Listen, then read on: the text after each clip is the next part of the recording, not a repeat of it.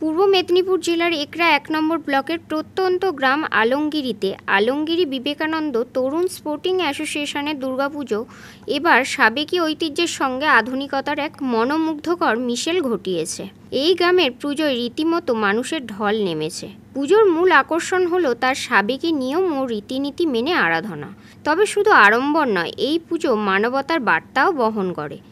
নবমীর রাতে মণ্ডপ প্রাঙ্গণেই এলাকার দুস্থ মানুষদের মধ্যে বস্ত্র বিতরণ করা হয়।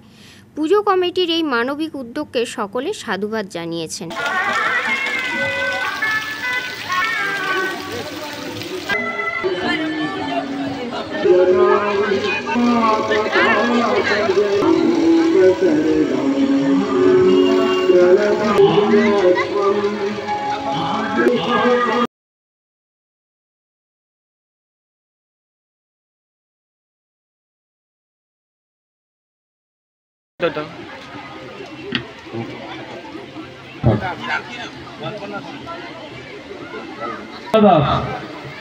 আমরা উপস্থিত হওয়া আমাদের মূল কারণ একটাই, যে আমাদের অভিভাবক, আমাদের আলমগিরি নয় খালি জেঠথান অঞ্চলের অভিভাবক, আমাদের জেঠথান অঞ্চল অভিভাবকহীন হয়ে গেছে।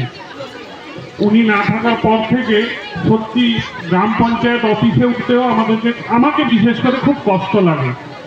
আমি উনার সঙ্গে 7 বছর কাজ করেছি। তার 5 বছর আমি পুরো একটা পিরিয়ডে উনি উপপ্রধান ছিলেন, আমি পূর্ত সঞ্চালক ছিলাম। ওনার সঙ্গে আমি কাজ করেছি।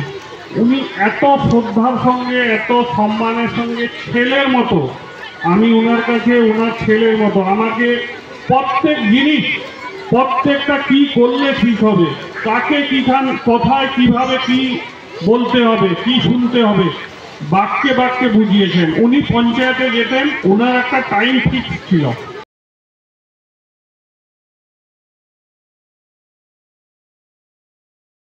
পুলক বেরার রিপোর্ট, খবর BCBS।